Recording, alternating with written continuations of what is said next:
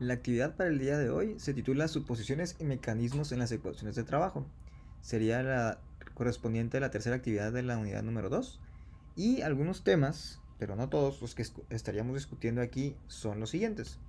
Es la ecuación general de balance de materia y segunda ley de Fick. Estuvimos trabajando lo que es densidad de flujo combinado y primera ley de Fick en la unidad número 1. En este caso vamos a introducir una ecuación totalmente nueva, que sería la de balance de materia, en general para cualquier proceso, al menos en el planeta. Y la segunda ley de Fick, cómo se representa, bajo qué coordenadas y qué consideraciones se debe de tener para poder utilizarla. Los pasos para resolver un ejercicio de ejercicios que tienen que ver con análisis diferencial de transferencia de masa. Son 5 pasos y vamos a entrar a detalle en cada uno de ellos. Y dentro de esos 5 pasos vamos a encontrarnos estos detalles, que son criterios para la jerarquía en la densidad de flujo combinado, cómo le vamos a hacer ahora para reducir esa parte, y no nomás decir flujo direccional o contradifusión.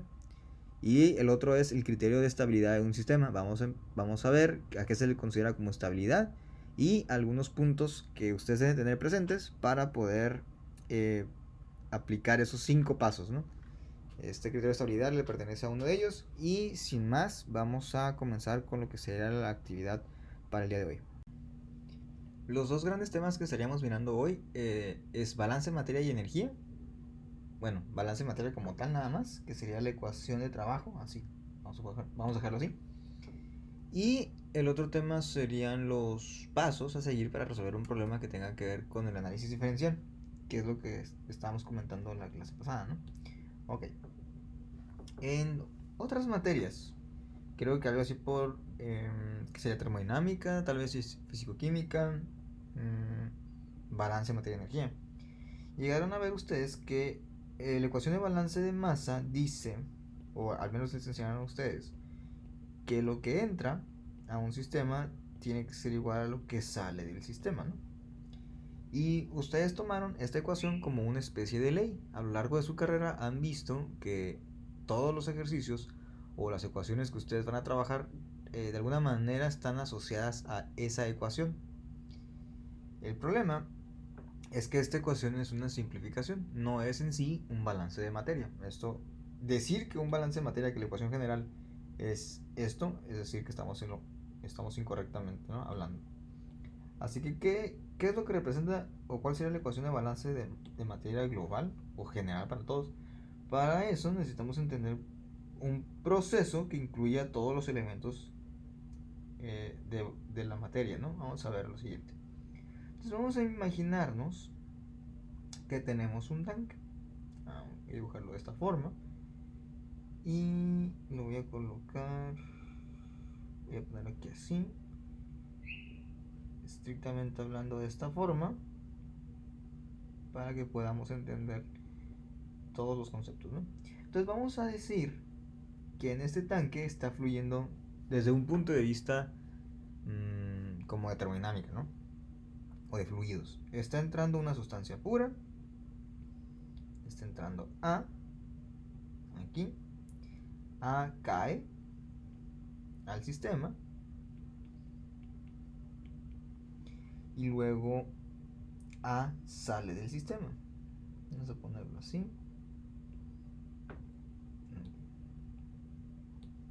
Entonces aquí también sería A. Ok. En este sistema, si yo delimito el volumen de control, y digo que el volumen de control es nada más el espacio que sería rectangular, este espacio de aquí, por volumen de control, al menos en los dibujos, lo vamos a considerar como una línea punteada, el cual recorre esta línea de aquí, y basándonos en esta línea punteada, es decir, en el volumen de control, vamos a delimitar lo que es la ecuación de balance, ¿no? Ok, tenemos una entrada, tenemos una salida, vamos a indicarlas aquí, que esta es entrada, vamos a indicar que esta acá es salida, y por lo tanto, si este fuera nuestro proceso, entonces la ecuación que borré hace poco sería algo así: entrada es igual a la salida. Y si esta ecuación, como les decía, realmente se pudiera aplicar para todos los procesos, al menos en el planeta, debería de regir de forma correcta este ejemplo. Ahora, ¿lo hace de forma correcta o no? Vamos a ver. Si yo tengo el flujo que entra por la izquierda y sale por la derecha, y en un momento dado llego a cortar ese flujo, es decir, ya no ocurre más, tapo aquí, pero estaban entrando 10 metros cúbicos por segundo de agua, quiere decir que en ese momento, o bajo esas condiciones del proceso donde yo nomás tengo un solo flujo, una sola entrada, y el proceso no hace otra cosa, en este punto, aquí van a salir 10 metros cúbicos, ¿no? Eso es lo que dice la ecuación. Si ustedes me dicen que sí, entonces tenemos un problema porque no están visualizando el diagrama. Si ustedes me dicen que no, entonces están en lo correcto. No van a salir 10 metros cúbicos. ¿Por qué? Porque en esta parte, en esta línea que yo estoy dibujando aquí, todo el líquido que se encuentre por debajo de esta línea se va a quedar en el volumen de control. Entonces vamos a suponer lo siguiente. Si tengo 4 cuadritos de altura, entonces cada cuadro representa 2.5 metros cúbicos. Quiere decir que mi salida no serían 10. Por el contrario, serían 7.5. Están entrando 10 metros cúbicos por segundo. Están saliendo 7.5 metros cúbicos por segundo. Y ya que terminó todo el proceso, quedaron 2.5 metros cúbicos por segundo. Entonces la entrada no es igual a la salida. Aquí hubo una sección del proceso que se queda. Por lo tanto, vamos a tener un nuevo término, el cual se le llama acumulación. Y este término hace referencia a todo lo que se queda atrapado en el sistema.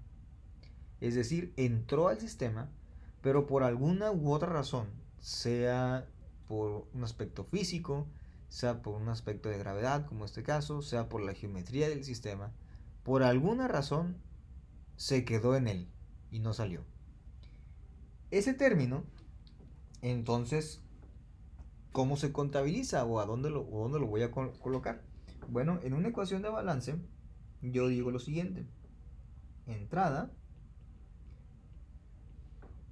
va a ser, voy a ponerlo aquí, igual a salida más lo que sería acumulación. Porque si nosotros hacemos la suma de ese 7.5 y el 2.5, nos tienen que dar la entrada, ¿no? Es decir, se tiene que cumplir la parte de la ecuación. Así que no podría ser un elemento, no podría ser un elemento que se encuentre también en el lado izquierdo de la ecuación. Ok, eso es desde un punto de vista de que yo tengo una especie química, o desde un punto de vista de mecánica de fluidos, ¿no? Ahora vamos a complicar las cosas. Vamos a decir que en lugar de que entre una especie química, A, van a entrar dos especies químicas. Y voy a hacer el dibujo de otra flecha aquí. Y esta otra especie química también tiene este efecto. Y esa especie química va a ser el B, de este lado, ¿no? Ya tenemos ahí dos. Y a lo que hemos estado viendo hasta ahorita, estamos considerando que es una mezcla de un sistema binario, dos compuestos, que están entrando al volumen de control, que si en un punto hay más A que en otro punto, entonces se va a mover por diferencia de concentraciones, etcétera, etcétera. Y en este punto no nos hemos complicado tanto. Viene lo interesante. Ahora, aparte de que nosotros tenemos dos especies químicas que se están moviendo y que se están mezclando, vamos a considerar un efecto de que en este volumen de control existe algo que se llama reacción química. Es decir, están generándose o se están formando compuestos que no estaban al principio. A ver, entonces, yo podría decir que está saliendo un compuesto C, aquí, y al mismo tiempo está saliendo el compuesto B. Lo voy a dibujar acá también. y está saliendo el compuesto A. ¿Qué es lo que me estoy diciendo con todas estas líneas? Lo que estoy intentando decir es que está entrando el compuesto A mezclado con el compuesto B, los cuales reaccionan, pero al parecer no reaccionan en su totalidad. ¿Eso qué quiere decir?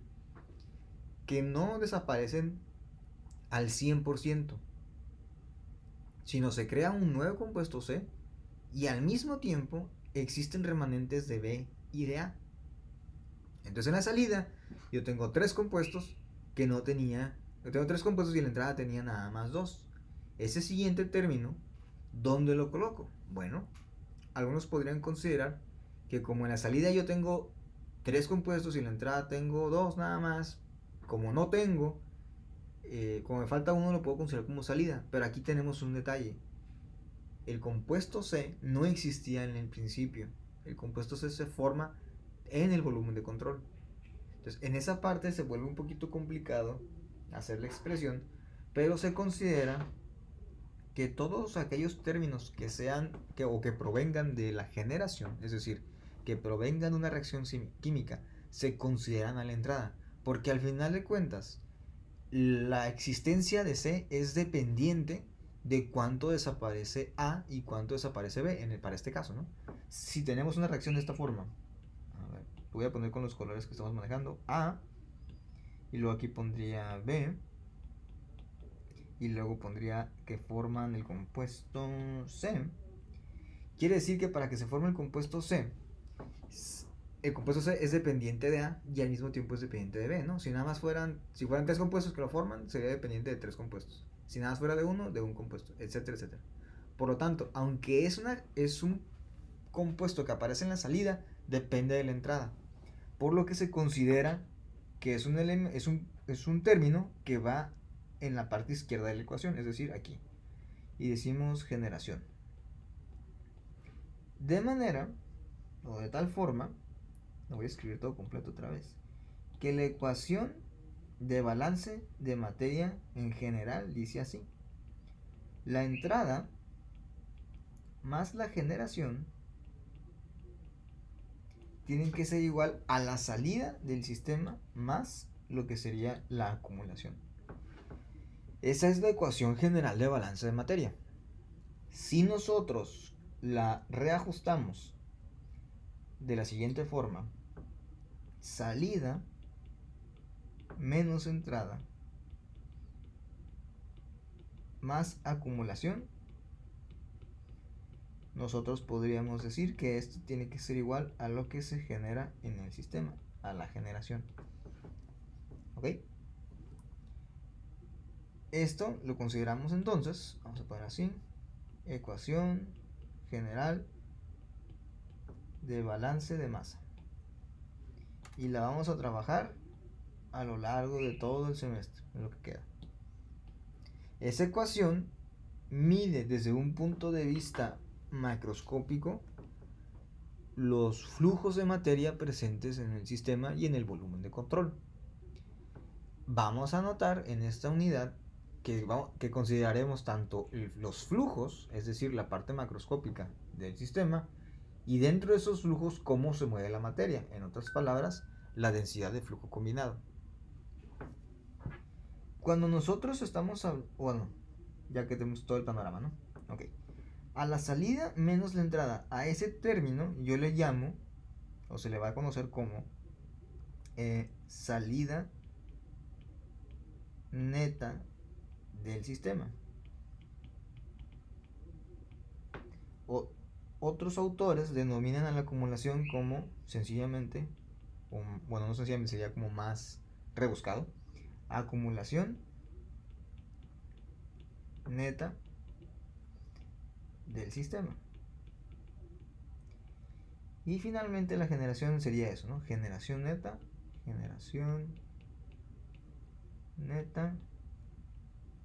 del sistema. Y esa es otra manera de ver la ecuación general de balance. Bueno, en un curso normal o en curso presencial nosotros deducíamos de dónde podíamos obtener esta ecuación. Por falta de tiempo no lo vamos a hacer, al menos aquí. Sin embargo, sí vamos a usar las ecuaciones como tal. Ok. vamos a revisar lo que sería la página, vamos a ver dónde está, es la página 88. En la página 88 del formulario, ustedes tienen las ecuaciones de trabajo.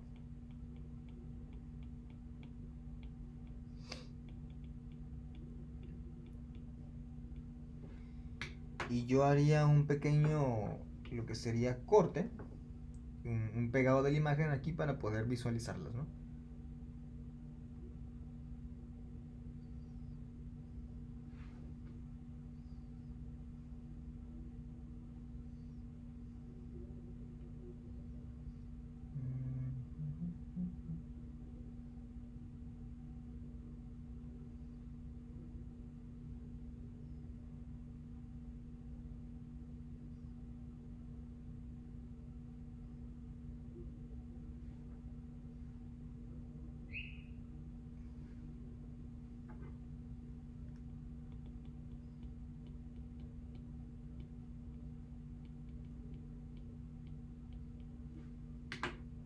Ok, ya aquí en el recorte vamos analizando.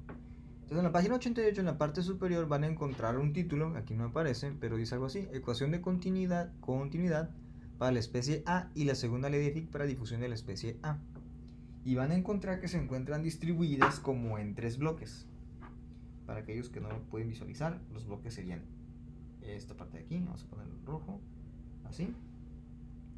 Y el gran otro bloque sería la parte inferior, ¿no? Entonces estamos hablando de estos bloques. El bloque superior izquierdo habla de coordenadas cartesianas, lo que miramos en la clase pasada. Sistemas en 3 dimensiones que se manejen en coordenadas cartesianas, es decir, en sistemas que tengan formas rectas, que sus ejes sean líneas rectas, van a utilizar 2 ecuaciones.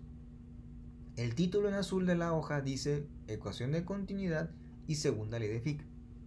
La primera ecuación, es decir, esta parte de aquí, la primera es la ecuación de continuidad. La segunda ecuación es la segunda forma de la ley de Fick. En la primera unidad miramos la primera ley de Fick y miramos que podría analizarse como una densidad de flujo molecular. En esta unidad vamos a ver lo que sería segunda ley de Fick y cómo se utiliza. Ok, entonces vamos a ver. Lo que voy a decir para las coordenadas cartesianas se aplica indistintamente para coordenadas cilíndricas y esféricas, solamente cambian los términos. ¿De acuerdo?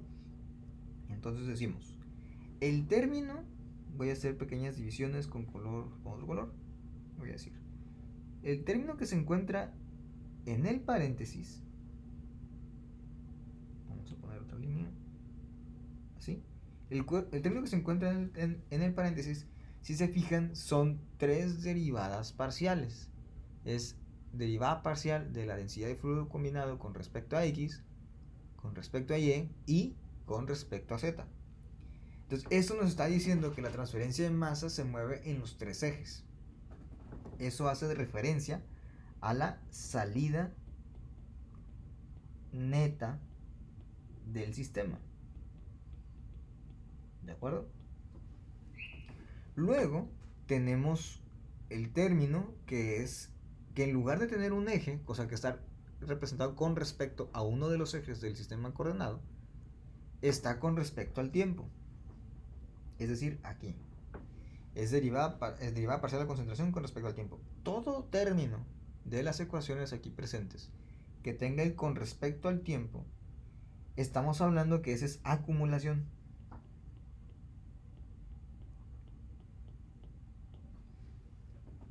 Y el término que tenga la R mayúscula con el subíndice A, ese término lo hemos estado manejando, bueno, lo manejamos en la clase pasada y hace poquito, como la letra que indica si existe una reacción química, y por lo tanto es la letra que indica si hay o no generación en el volumen de control.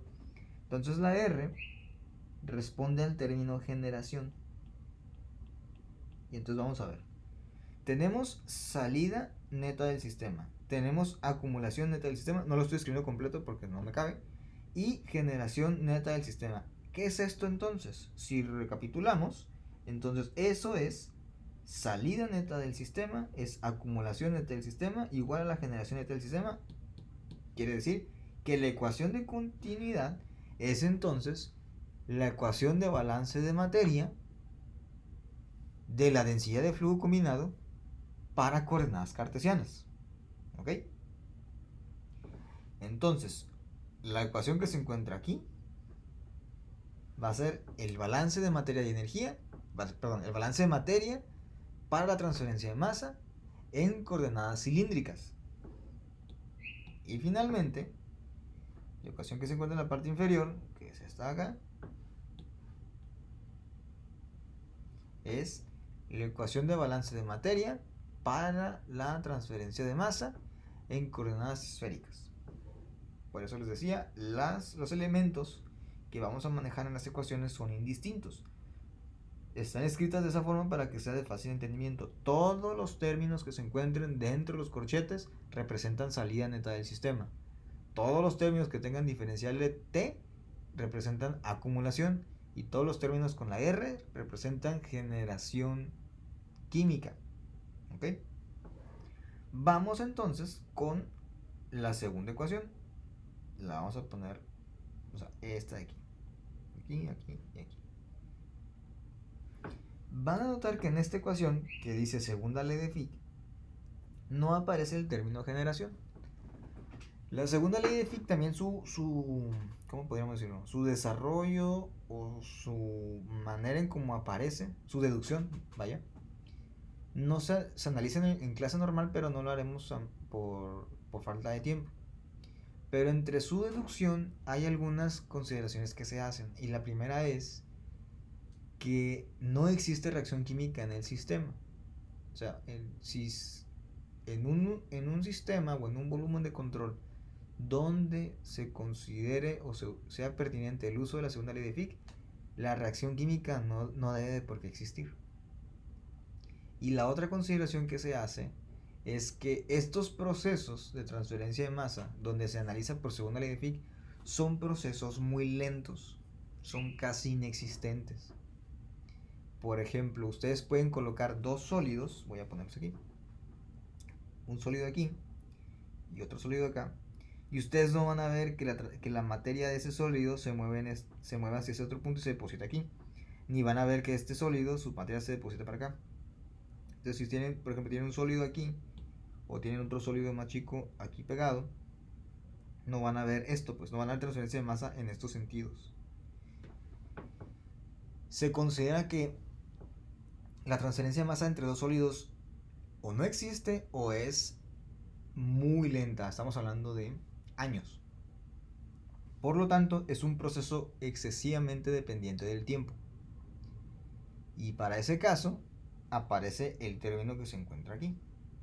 La variación de la concentración con respecto al tiempo. Y ya les marca, ¿no?, que depende de la difusividad, depende de los ejes y que es una doble derivada parcial.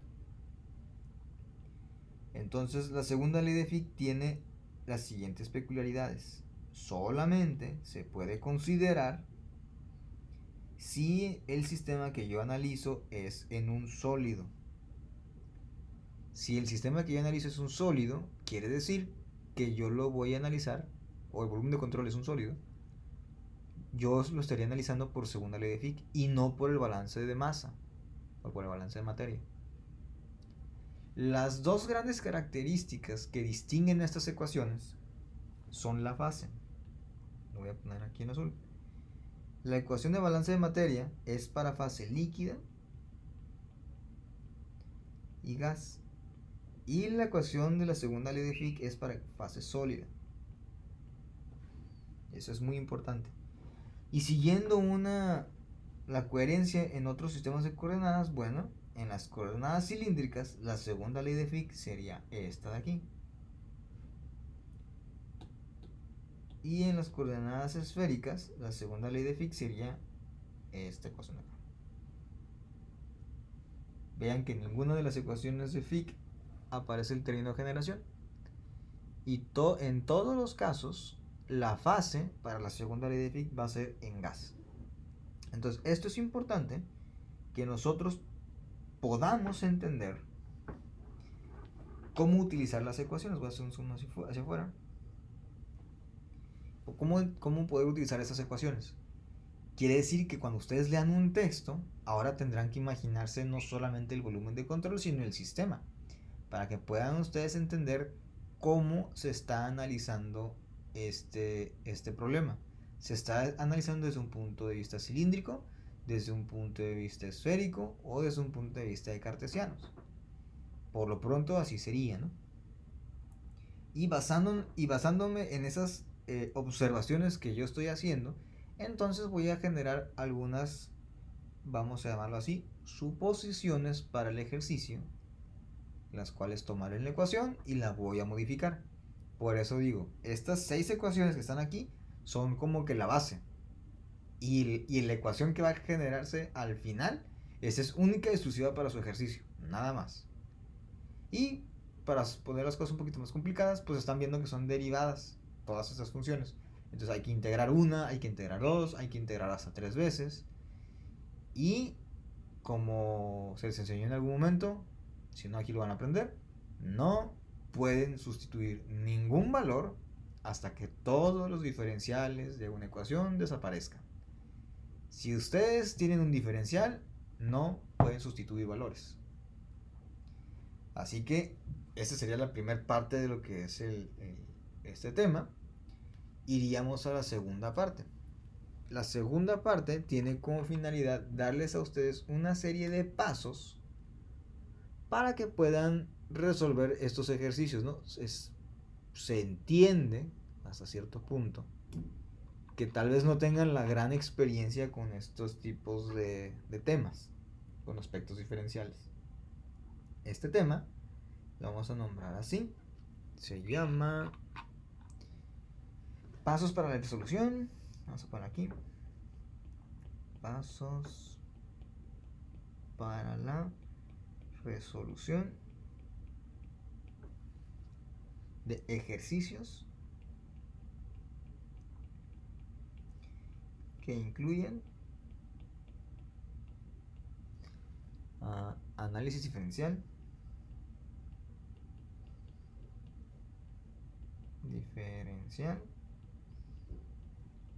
de transferencia de masa. Eso lo van a encontrar en su página 33. Durante la llamada del lunes hicieron algún comentario de que, bueno, quisieran ver más ejercicios resueltos tal vez. Pues les repito, ahí tendrían la bibliografía. Creo que en la carpeta de documentos generales viene ahí la carta descriptiva. En Blackboard lo pueden encontrar. La descargan, revisan la bibliografía y ahí buscan entre todos los libros a ver en cuáles puede servir. Algunos hablan de estos temas, algunos no lo van a hablar. Así que va a ser parte de su responsabilidad, ¿no? Pero en general, yo aquí se los tengo resumidos en 5 pasos. Son 5 pasos que ustedes tienen que irse apropiando, ¿no? Y empezaríamos con el primero. Dice, el primer paso para resolver un ejercicio es realizar un dibujo del sistema. Ok. Y aquí, por ejemplo, ustedes harían un dibujo. Vamos a hacer un ejemplo. Supongan que tienen una esfera de algún material que es ¿cómo se llama? Soluble en aire. Es decir, que si yo le hago pasar una corriente de aire, pues de alguna manera este material sólido se va a desprender y se va a difundir en el aire, ¿no? Y por difundir, entiendan, se transfiere su materia hacia el aire y se lo lleva. Ese es su sistema. Entonces, basándome en eso, yo les pido, hagan un dibujo de ese sistema. Ok, lo primero que van a hacer es lo siguiente. Y no es porque esté bien, es por lo que van a hacer. Hacen un dibujo, le ponen aquí sólido y luego le ponen aquí una línea así y empiezan a decir presión del aire, temperatura del aire, difusividad del sistema, fracción de A en el punto 1, fracción de A en el punto 2, Z, y empiezan a listar, ¿no? Ahora, ¿eso consideran ustedes que será un dibujo?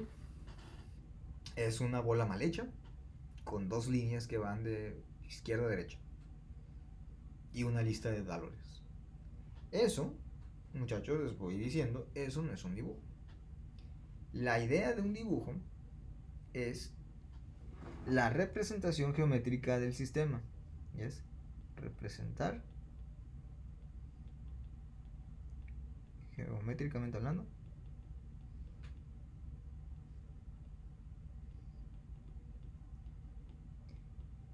el sistema o el volumen de control. El volumen de control sería mejor. Entonces, si yo les, tomando el mismo ejemplo, para que yo pueda hacer un dibujo de ese enunciado que les dije, es un sólido, que es de alguna manera es soluble en aire, yo tendría que tomar las siguientes consideraciones. O sea, primero, pues hacer el sólido, ¿no? Pero si me interesa la geometría del sólido, entonces como tal, el sólido, desde un punto de vista, es una esfera, podría cancelarlo porque habíamos dicho, es una esfera de un sólido. Ese sólido va a tener un radio, así, que en un momento dado, cuando se encuentra en contacto con el aire que viene, yo lo voy a poner en ese sentido, ustedes lo pueden poner en cualquier otro sentido. Cuando esté en contacto con aire aquí, yo estoy analizando la transferencia de masa del compuesto del aire. Y si en determinado momento el sólido se empieza a desprender y se empieza a difundir en el aire, quiere decir que se está perdiendo materia, ¿no? Y luego tendríamos un flujo, tal vez en ese sentido, por decir algo, ¿no? Y aquí estaría el compuesto B, no sé, digamos que ese es el sólido, la densidad de flujo combinado del sólido, vamos a decirlo así. Y que en ese tiempo, cuando apenas está llegando el aire, está a un tiempo cero, vamos a llamarlo así. En este tiempo cero se entiende que es el punto en el que el aire choca con la superficie del sólido y ahí no hay transferencia de masa, no es el primer momento donde ocurre esto. Pero conforme avanza el tiempo, ¿qué es lo que esperaría que pasara con el radio? Conforme avanza el tiempo, la transferencia de masa se está dando y eso significa que el sólido se está desprendiendo hacia el aire. Por lo tanto, en un tiempo, y vamos a llamarlo t, el radio cambia y sería un valor de R2. Y aquí el R es el valor de R1, ¿no? Luego también tendría que analizar, bueno, en este punto, que yo voy a considerar como mi punto 1, bueno, simplemente lo vamos a considerar como en este punto, la fracción molar del aire, ¿de cuánto es? Cuando llega a la superficie, esa fracción molar, ahora, ¿cuánto vale? ¿Cuál sería la distancia que existe del punto central de la esfera hasta el punto en el que me encuentro súper lejos de la densidad de flujo combinado? ¿Cuánto vale este radio? Vale infinito porque está muy lejos. Y si se fijan, yo no estoy hablando de temperatura, yo no estoy hablando de presión, no estoy hablando de difusividad. Lo único que estoy colocando, fíjense, son tres variables. Concentración, la suposición más importante de todas, la cero. Geometría de los ejes, suposición número 3. Estoy indicando cuánto valen los radios, cuánto valen los tiempos. El dibujo es la representación geométrica del volumen de control. Por lo tanto, el dibujo me tiene que servir a mí para poder plantear el volumen de control. Y aquí no me queda de otra, o sea, solamente tengo muy pocas opciones. Si esta parte es un gas y este es un sólido, quiere decir que hay una interfaz sólido-gas. Y la condición límite 1 dice que en ese punto, que en las interfaces yo las considero como límite de volumen de control. Quiere decir que aquí hay un punto de volumen de control. Así que el volumen de control termina en el centro de la esfera o termina en un punto alejado del aire. ¿Dónde está el volumen de control? Bueno, Solamente puede estar en esos dos lugares. ¿Cuáles? No lo sé, porque necesitaría más contexto. Pero si se fijan nada más de esa frase que les dije, una esfera de un sólido que es soluble en aire se expone a una corriente gaseosa del mismo. Y conforme pasa el tiempo se empieza a desprender y se difunde en el aire. Ese enunciado es suficiente o les da a ustedes los suficientes elementos para generar todo este dibujo. Y ese dibujo es muy diferente a decir un sólido y esta línea de aire. ¿Notan la diferencia entre los dos dibujos? Uno realmente es un dibujo de ingeniería y el otro simplemente es un garabato. En el examen se espera que ustedes hagan un dibujo de esta forma con elementos no enlistados como presión, temperatura, difusividad, no, sino los elementos que conforman la geometría de su volumen de control, algo así. Una vez que ya tienen el dibujo, que ya tienen esa representación, el siguiente apartado se llama listado de suposiciones.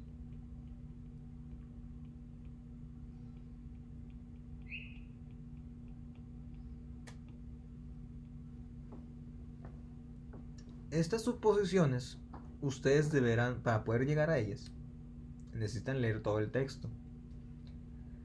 Leen todo el ejercicio, analizan todas las palabras, entienden todas las palabras de él, y hasta que ya no les quedó ninguna duda con ellas, entonces empiezan a imaginar. Hacen el dibujo, las incógnitas que tienen al respecto se van cerrando, y entonces pueden ustedes proponer estas suposiciones. La idea de una suposición es que les va a ayudar a escoger una ecuación o unas ecuaciones de trabajo, y ya que las escogieron les va a ayudar a simplificarlas. Entonces voy a poner aquí listado de suposiciones, escoger ecuación de trabajo, es escogerla, es utilizarla y nos da el fundamento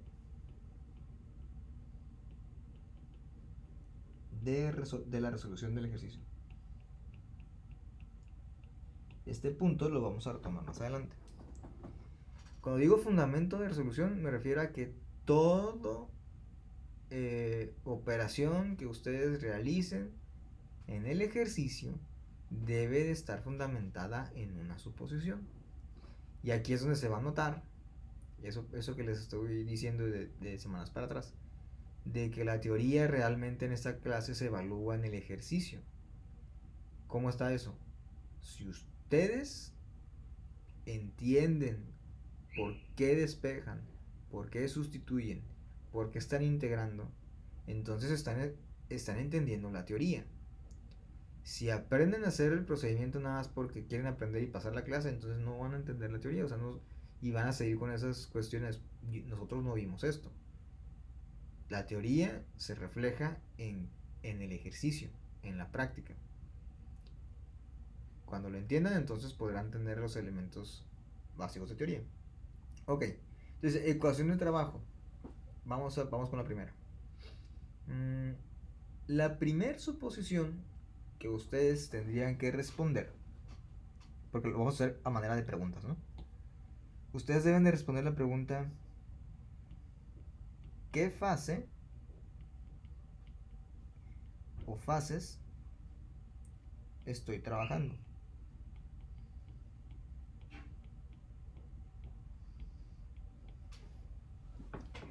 Dependiendo de la respuesta, vamos a decirlo así. Si yo digo que estoy trabajando una fase, vamos a decir, va a ser fase líquida, diagonal fase gas o la mezcla de las dos, eso me da a mí el uso de el balance de materia. Lo vimos en las ecuaciones en la parte superior de la página 88. Pero también yo puedo tener otro caso, una fase sólida. Bueno, aquí fase sólida. Si es una fase sólida, entonces la ecuación de trabajo que yo escojo es la segunda ley de Fick.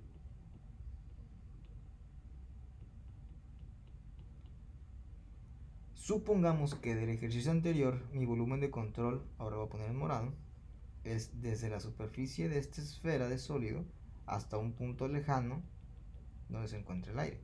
En ese punto yo tengo mi volumen de control. Quiere decir que el camino que voy a tomar va a ser, o la respuesta sería, es una fase gas, y por lo tanto escojo la ecuación de balance de materia. Me voy por ese camino. Entonces, ¿cómo pondrían la suposición? La pondrían así: fase líquida, fase gas, balance de materia.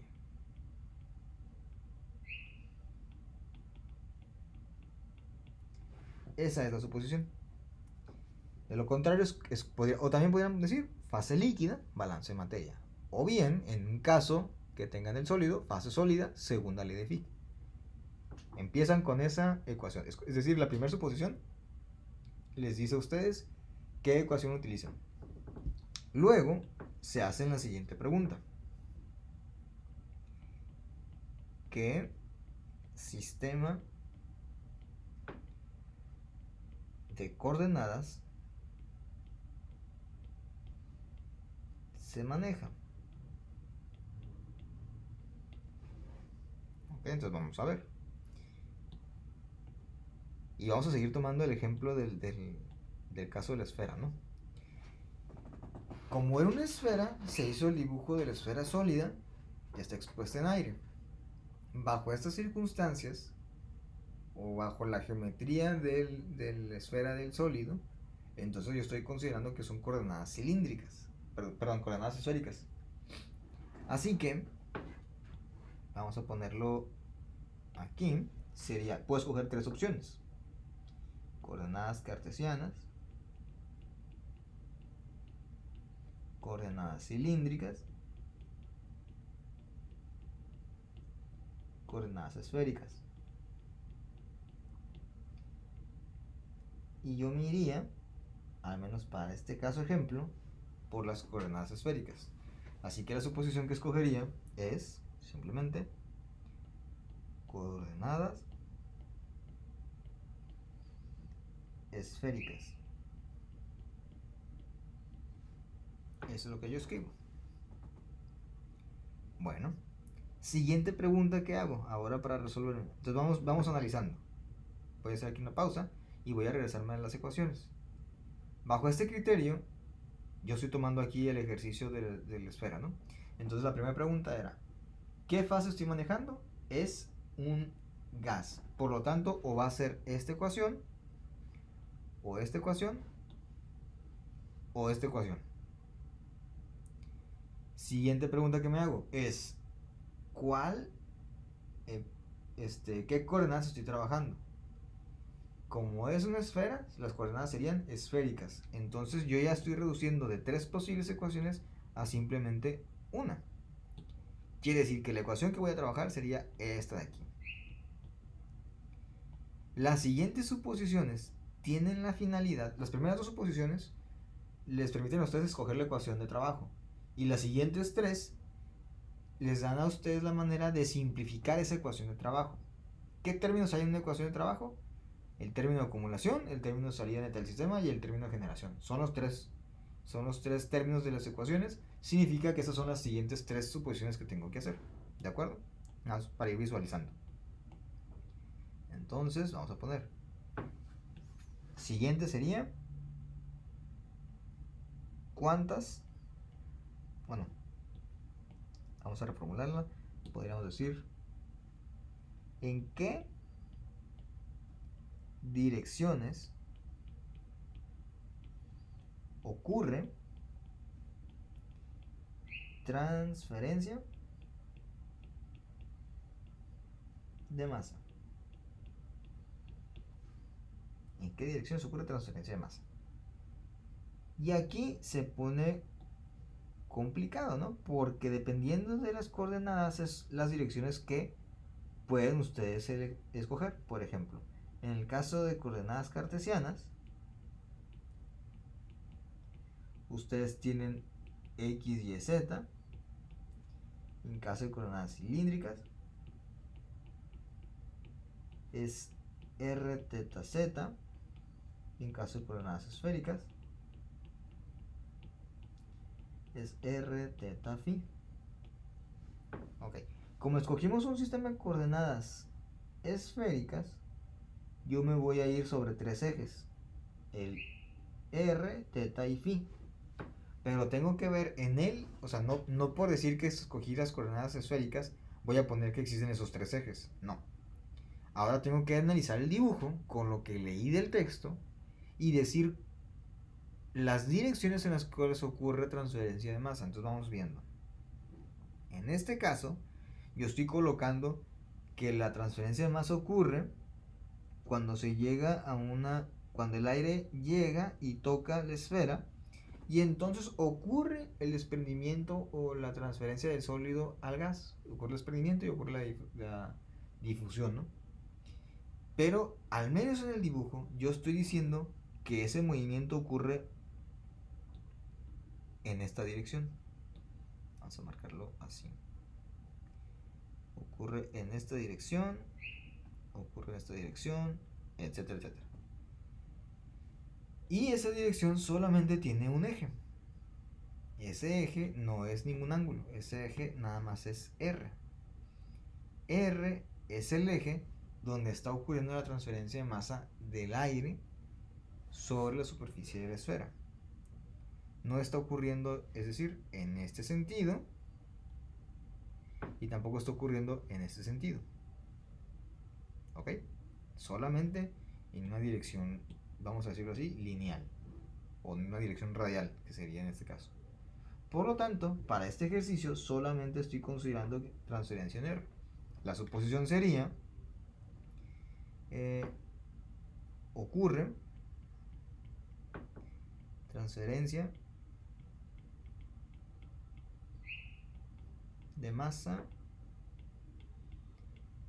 en R. Y nada más, ¿no? Así. Si yo pudiera definir que ocurre transferencia de masa en Z, o en teta, o en phi, o en X, o en Y, pues voy anotando todo eso, ¿no? Pero aquí nada más, en este caso, en R. Siguiente pregunta, ya van 3 preguntas. La número 4 sería algo así. Vamos a ponerlo aquí. Ocurre una reacción química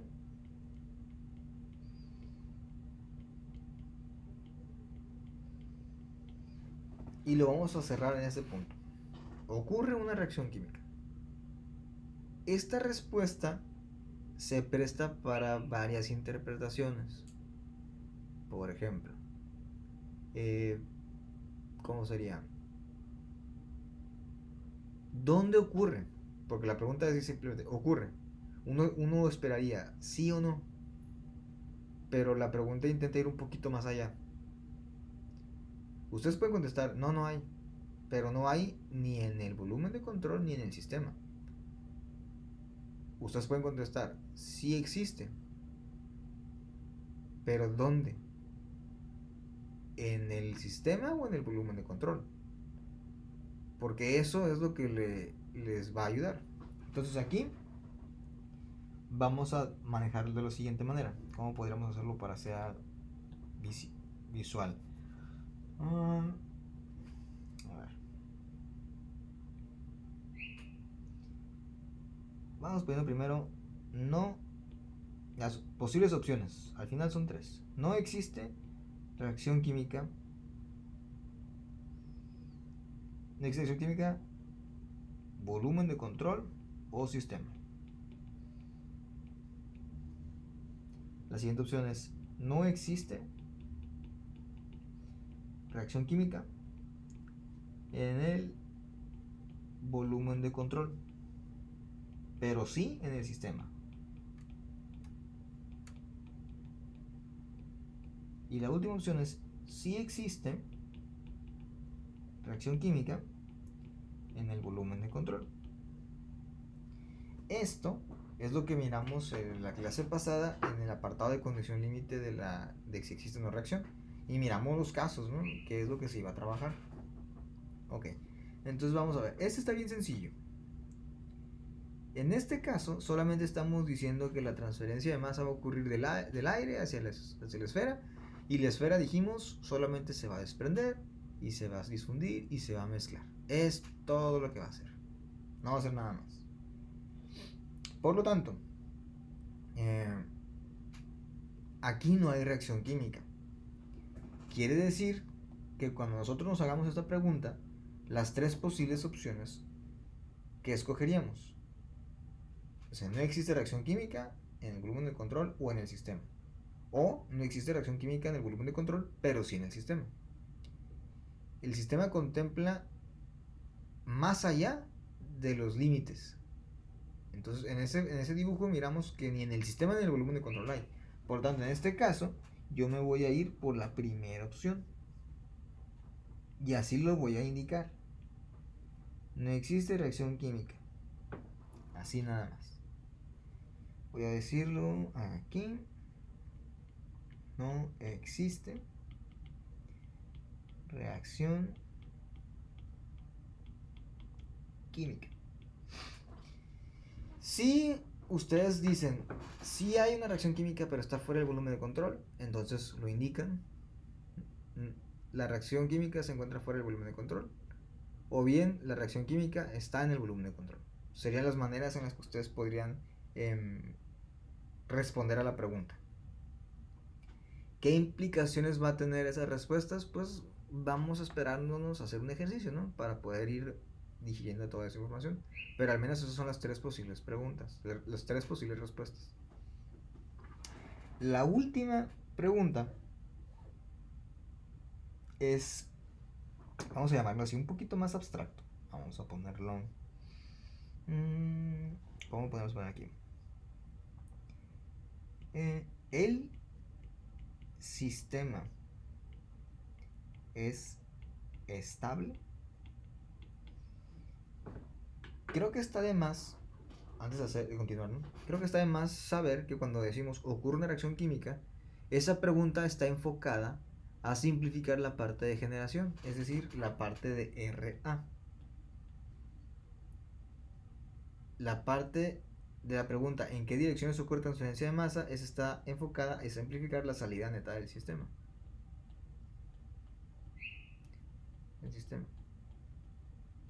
Y la última pregunta, entonces estaría enfocada a simplificar el último término de la ecuación de balance de materia. Y el último término era la acumulación.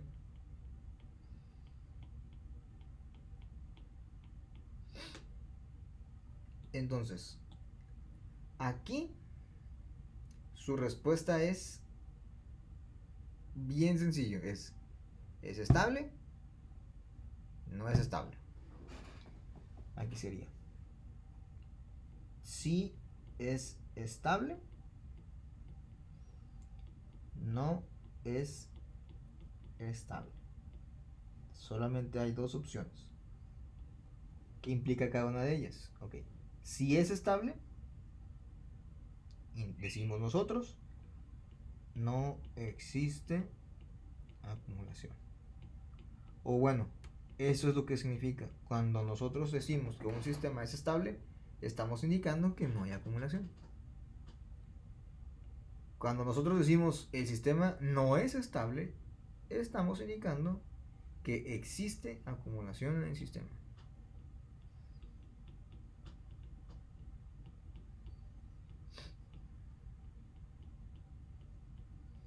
En el sistema.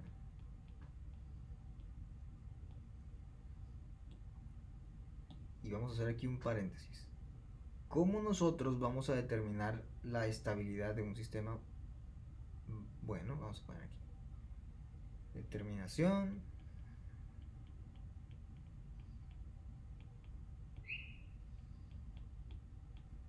de la estabilidad de un sistema. Y vamos por partes. Ok. La determinación de la estabilidad de un sistema va a depender de 3 criterios. Por eso lo dejaste al final. Estos criterios van a ser los siguientes. ¿Cómo podríamos decirlo aquí? El primer término tiene que ver con el tiempo del proceso. Y específicamente bueno, vamos a ponerlo y lo vamos a escribir así. El proceso acaba de iniciar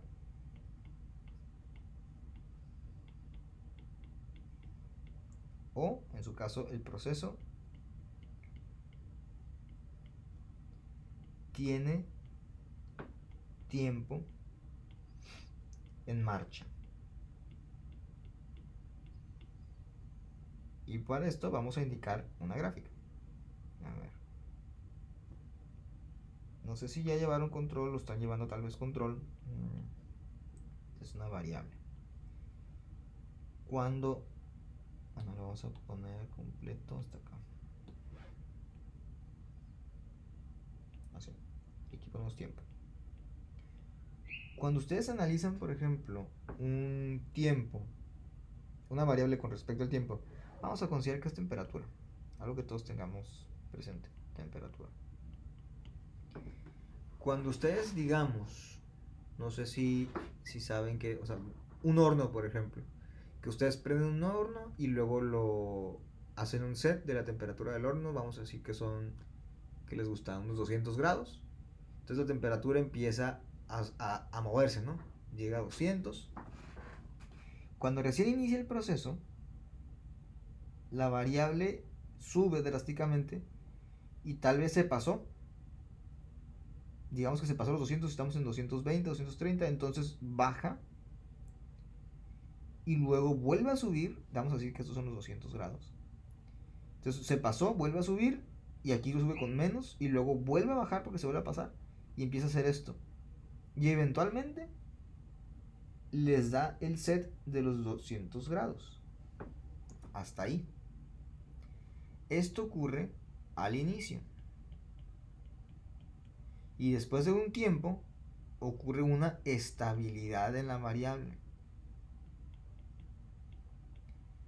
Cuando yo estoy analizando el criterio de estabilidad en un sistema, yo me pregunto por el tiempo que lleva el proceso. Y por eso debo de considerar, ¿el proceso acaba de iniciar o el proceso tiene tiempo en marcha? Y creo que con este dibujo es muy claro. Si el proceso acaba de iniciar, significa que yo tengo variabilidad de la temperatura, o tengo variabilidad de la densidad de flujo combinado, etcétera, etcétera. Por lo tanto, el sistema no es estable. Si el proceso tiene tiempo en marcha, se considera que el proceso alcanzó una estabilidad. Entonces la pregunta, la respuesta que estaría buscando aquí, o lo que me interesaría es que se cumpliera el segundo punto. Vamos a subrayar. El proceso tiene tiempo en marcha. Ese es el primer criterio. Vamos por el segundo.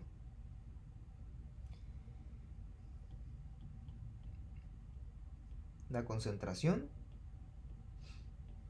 cambia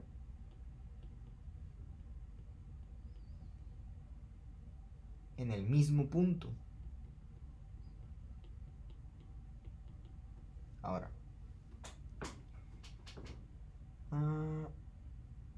vamos a ver.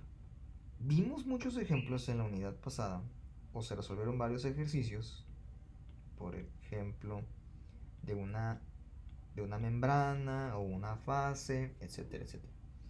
Y nosotros decíamos lo siguiente: de un lado de la película, la concentración de A en el punto 1 era de 0.2 metros, bueno, moles. Voy a poner mol entre litro. Y del otro lado de la película, la concentración era de 0.05 mol sobre litro. Esto nos topábamos mucho, ¿no? O valores así, o la presión de un lado era de una atmósfera, del otro lado es 0.75 atmósferas. Algo así. Esto, yo estoy indicando que la concentración cambia por una diferencia de distancias, ¿no? Porque aquí hay un Z1 y aquí hay un Z2. ¿Sí? Si yo tengo una diferencia de distancias, o como dice el concepto de transferencia de masa, si hay una diferencia de concentración de un punto a otro, ahí no hay problema. Pero nos vamos a topar que muchas veces, voy a hacerlo un poquito diferente, ¿sí? Ahora vamos a suponer que la membrana es esta, y dice el texto de la siguiente forma. Ustedes se tienen una concentración en el punto 1 de, vamos a decir, de igual, 0.2 mol sobre litro. ¿Ok? Pero en lugar de decirles y en el punto 2 que se encuentra a tantos metros de distancia o al otro lado de la membrana, dice así: conforme pasó el tiempo, en el mismo punto la concentración cambió y ahora la concentración es de 0.05 mol sobre litro.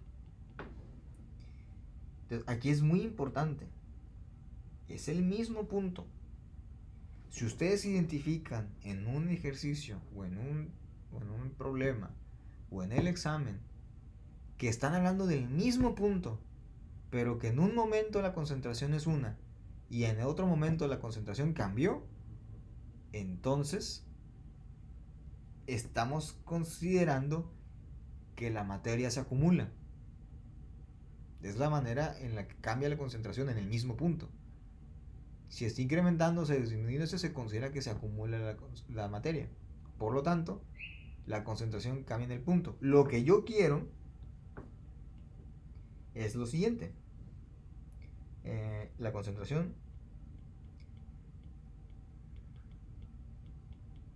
no cambia. Y vamos a poner en el punto. Esto es lo que yo estoy buscando. Esta parte de aquí junto con esta parte de acá. Eso es importante. Si yo identifico que la concentración no cambia en el punto, entonces le suma al criterio de estabilidad del sistema. Y el último punto es bien sencillo. Tengo un sólido en el sistema, en el volumen de control, perdón. No tengo sólido en el volumen de control. Aquí creo que no es necesario hacer un dibujo. La respuesta es bien sencilla. Si ustedes identifican que en su volumen de control hay un sólido, no le suma el criterio de estabilidad. La respuesta que le va a sumar es la de abajo. No tengo sólido en el volumen de control. Ahora vamos a ver. Para que pueda decir yo que un sistema es estable, se deben de cumplir los tres criterios. Los tres renglones subrayados se tienen que cumplir. Si uno no está, ya no es estable. Entonces tengo que decir, el proceso tiene tiempo en marcha. Tengo que cerciorarme de eso. Me tengo que cerciorar de que la concentración no cambia en el mismo punto. Y cerciorarme también de que en el volumen de control que estoy manejando no tengo un sólido.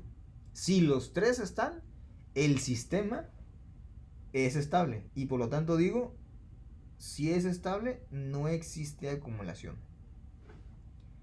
Pero si algunos, con solo uno de los tres criterios de la estabilidad, no tengo, entonces el sistema no es estable. Por default, con uno solo se vuelve transitorio el sistema. Entonces, en otras palabras, no estable. Y eso es lo último que dirían. El sistema es o no estable. Ok, entonces vamos a retomar la ecuación. La ecuación es esta de aquí. La escogí porque es el balance de materia en fase gaseosa. Ese balance de materia en fase gaseosa es en coordenadas esféricas. Yo dije, Solamente hay una dirección y es en R. Quiere decir que los términos que están aquí, esos van para afuera. El término del ángulo phi y el término del ángulo del teta y el término del ángulo phi. Yo estoy diciendo que en el sistema no hay generación, por lo tanto no hay R. Estoy diciendo que no hay acumulación. ¿Por qué? Porque el sistema tiene tiempo de haber empezado. Porque, ¿cómo me sé que tiene tiempo de haber empezado? Porque en ese enunciado dije. Y entonces el sólido se empieza a difundir en el aire y así lleva rato. Quiere decir que ese proceso ya empezó, ya se estabilizó. Es como tomé fuera del volumen de control en el gasto, lo tomé fuera del volumen de control, no estoy considerando el sólido en él. Y el último punto era que la concentración no estaba cambiando en un punto, simplemente se estaba difundiendo. Por lo tanto, la concentración aquí, la acumulación se cancela. Y solamente me queda un término.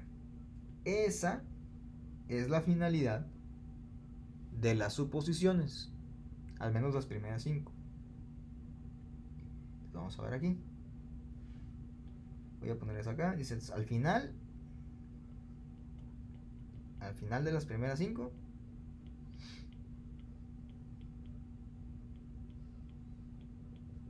suposiciones, se tiene la ecuación simplificada. Pero es importante recordar que ahí no termina el asunto de las suposiciones. Conforme ustedes avancen en el ejercicio se van a dar cuenta de que se van a atorar. ¿Por qué? Porque a lo mejor la difusividad tiene una característica. ¿Por qué? Probablemente porque tienen que moverle ahí a la densidad de flujo combinado, porque tienen que analizar los ejes, porque tienen que analizar qué integran, las variables, muchas cosas. Por lo tanto, la lista de suposiciones tiene otra característica. Al iniciar el ejercicio se les pide, al inicio, se les pide al menos 5. Pero la lista,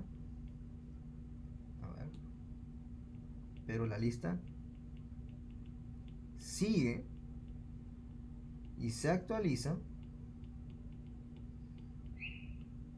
durante todo el ejercicio.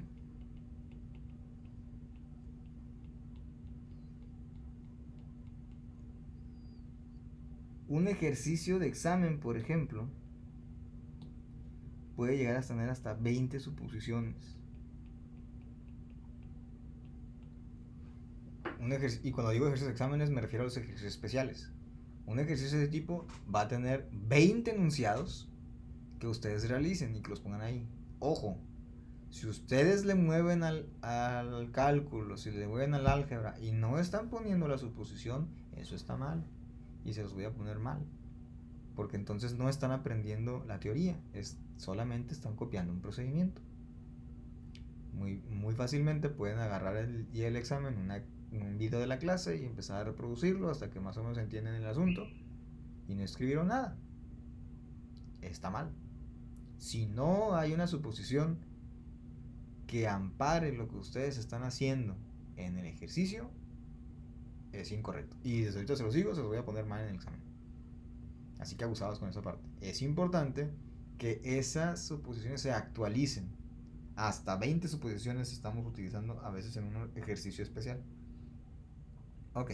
Entonces con eso terminaríamos el apartado 2. Apenas vamos en el 2. Vamos a ver. El 3. Ecuación. Dice el apunte. Vamos a poner así. Entonces el 3. Ecuación de trabajo. Aquí ustedes van a mezclar dos ecuaciones. La mezcla de las ecuaciones sería algo así. Sería balance de masa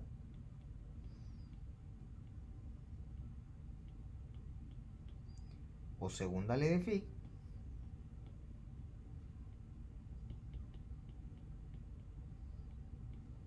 más la no fallable y la que nunca falla sería densidad de flujo combinado.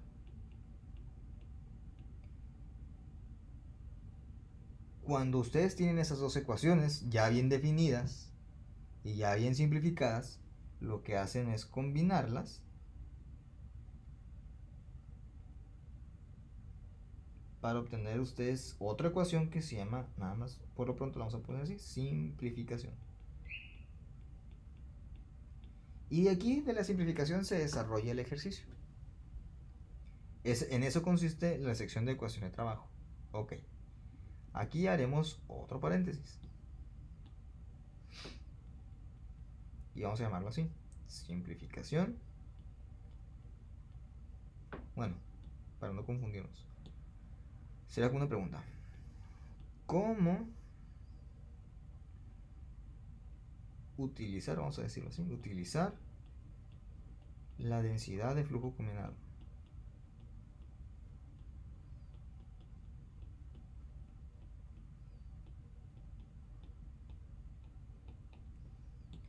Ok, voy a escribirla, aunque ya supongo que todos la dominan. Para un sistema binario, la densidad de flujo combinado es esta. Na es igual a NAB en su forma estequiométrica. NB y A menos C de AB de ya en de Z en coordenadas. Entonces aquí, por ejemplo, Z les está indicando de que o está en coordenadas cartesianas o está en cilíndricas, ¿no? Porque solamente en esos dos sistemas está la Z. Así para que lo vayan analizando. Ok. Anteriormente, nosotros decíamos que esta ecuación la íbamos a convertir en una de dos posibilidades: contradifusión equimolar o flujo unidireccional. ¿Ok? Bueno, eso era cuando no teníamos nosotros idea de qué estaba sucediendo con la vida. ¿Así? Y ahora nosotros vamos a introducir la jerarquía para la densidad de flujo combinado. Vamos a poner aquí. Y esa jerarquía va a intentar cancelar, simplificar, reducir, como le quieran llamar, esta parte. Esa es la idea. Y les digo jerarquía porque lo van a hacer en este orden. Y eso es a partir de ya. Lo primero que van a revisar es si existe reacción química fuera del volumen de control. Es decir, si van a trabajar estequiometría. A ver, ¿y eso cómo está el asunto? Bueno, eso lo vimos la clase pasada en la condición límite número 2. Se conoce reacción química, apartado B. La reacción química se encuentra fuera del volumen de control con una ecuación de simplificación que miramos en la página 88. Eso es lo que harían si existe reacción química fuera del volumen de control. Entonces, aparte de todo lo que ya están llevando, cuando lleguen a la parte de densidad de flujo combinado, ahora tienen que pensar, ok, de todo lo que hice, ¿había reacción química? No, no había ninguna parte. Ok, si no había ninguna parte, quiere decir que en la jerarquía no van a utilizar este punto, porque ni siquiera existe la reacción química. La jerarquía es clara. Si está, lo vas a usar. Si no está, te vas al siguiente criterio. Entonces, en el caso de este ejercicio que estamos haciendo, del ejemplo, de la esfera del sólido que está en contacto con aire, ahí no hay reacción química en ningún lado. Por lo tanto, yo no puedo usar el primer punto de jerarquía. Entonces me voy al segundo punto. El segundo punto me dice, analiza la velocidad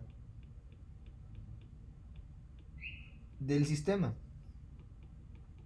¿Cómo está eso? Bueno, tengo que definir si es lento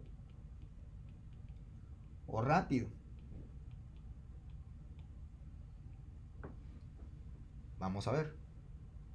Si analizo la velocidad del sistema, entonces la densidad de flujo combinado ahora la tendría que modificar yo para que tenga la siguiente forma. Lo voy a poner acá abajo.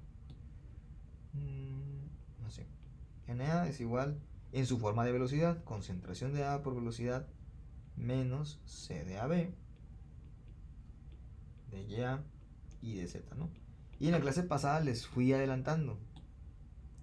En su forma de velocidad, la densidad de flujo combinado, la parte convectiva se considera la parte rápida. Y la parte molecular se considera la parte lenta. Así que si yo por por alguna razón, vamos a decirlo así, me está diciendo que el proceso es muy lento o que el proceso es muy rápido, yo puedo simplemente, pero no hay reacción química. No hay reacción química, no puedo usar el primer punto de jerarquía. Pero el segundo me dice que sí, el proceso se da de manera rápida. Si el proceso se da de manera rápida, entonces yo puedo cancelar toda la primera parte, toda la sección molecular. Y digo que la densidad de flujo combinado es esta de aquí. De lo contrario, si el proceso me da a entender a mí que es muy lento, bueno, yo cancelo la parte convectiva y lo dejo de esta forma. Aquí hay que leer con detenimiento para poder ver cómo le hago y escoger una verdadera suposición o una suposición adecuada. Pero esto es exclusivamente para que la densidad de flujo combinado se pueda hacer más pequeña. O la idea aquí, realmente parafraseando, sería: ¿cómo le hago para cancelar la densidad de flujo convectivo? La molecular no me da problemas, el convectivo es el que da problemas. Si en ninguna parte del texto me dice que el proceso es lento, molecular, o de plano no tengo manera yo de saberlo, entonces hasta el final me voy a ir al último caso, al último renglón de jerarquía. Y aquí es un caso. Y ahora sí digo, ¿es contradifusión equimolar o es flujo unidireccional?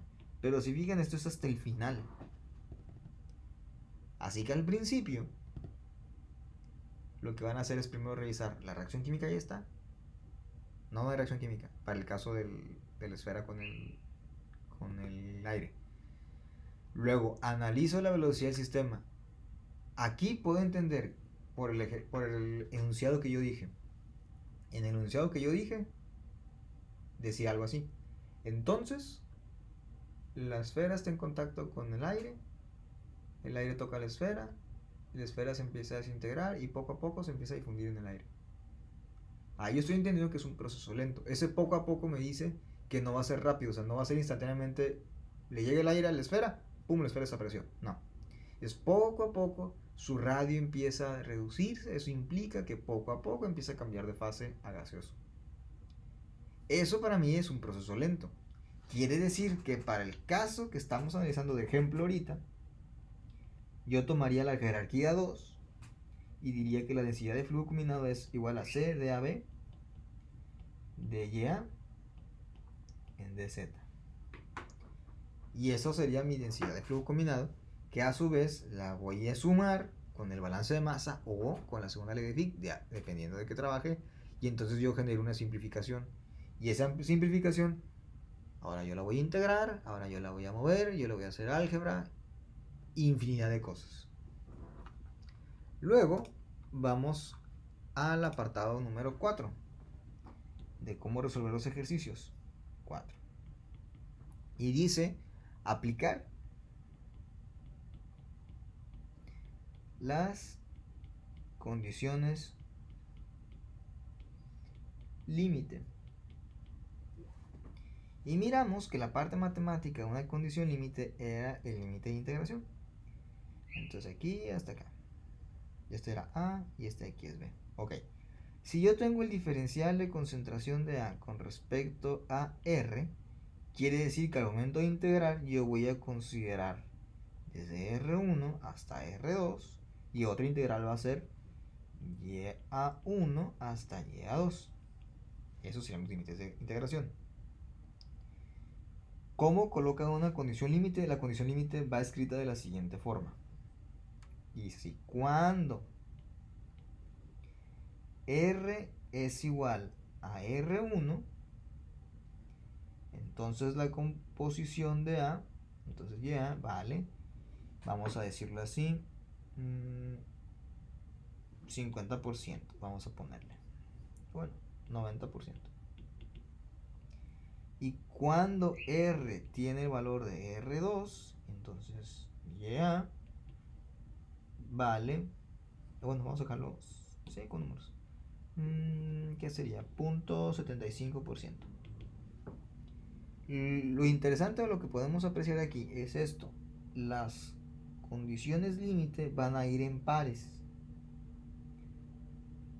por cada integral que ustedes realicen, y cuando me refiero a integral me refiero a cuando tienen las integrales en el lado izquierdo y derecho de la igualdad, porque aquí va a estar el de R y aquí va a estar el de Y.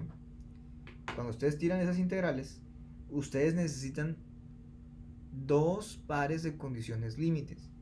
Se entiende que este es el par número 1 y el otro sería la par 2, ¿no? De R cuando R vale R2 y Y vale el punto 75. Aquí sería sin los ceros, ¿no? No sé. Ahí está. Para que tenga algo de sentido. Bueno, entonces eso sería en general la número 4, el paso número 4 que es aplicar las condiciones límite. Identificar los diferenciales, qué diferenciales van a ser, y normalmente el diferencial en este caso puede tomar forma de posición, que sería, no sé, R, Z, X, Y, el ángulo, puede tomar forma de fracción molar en gas, fracción molar en líquido, puede tomar forma de fracción másica, y también podría ser concentración el diferencial, puede ser densidad, y el que estaríamos viendo en este caso es el T, que sería tiempo. Ese valor viene de los procesos o de la parte de la ecuación de trabajo, la sección de acumulación, que es lo que se encontraría donde encontrarían ustedes el dt. Finalmente, voy a poner aquí en azul también, el punto 5 dice que es la resolución. Cuando ya tienen todas las condiciones límites, cuando ya mezclaron todo, el dibujo, mezclaron las suposiciones, combinaron las ecuaciones para formular una simplificación, aplicaron de álgebra, cálculo, integraron, aplicaron condiciones límite, les va a quedar una integral que ustedes van a resolver de alguna manera, ya sea como les enseñaron en cálculo a mano, por tablas, y va a haber casos en los que vas a tener que hacer por software, porque como recordarán de su curso de cálculo 2 o cálculo integral, las integrales a veces salen muy complejas y muy extrañas. Entonces, si no les puede dar por fracciones parciales o por identidades trigonométricas, o bien por otras cuestiones ahí medio raras, pues va a ser por software, va a ser por MATLAB, va a ser por Wolfram Alpha u otras cosas, ¿no?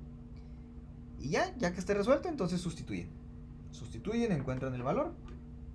Y muy importante, si estaban buscando tiempo, las unidades les tienen que dar S. Si estaban buscando posición, Z, las unidades les van a dar metros o distancia. Si estaban buscando un flujo molar, que en su momento lo vamos a mirar, las unidades van a ser mol entre segundo. Si cuando ustedes proponen una ecuación para el tiempo y las da unidades de segundos entre metros, no les van a borrar el metro. Están mal. Todo el análisis que hicieron por 2 horas está mal. Y pues lo empiezan otra vez. Las unidades de la ecuación final les tienen que dar las unidades de la variable que están buscando. Si perdieron la variable, pues algo hicieron mal también.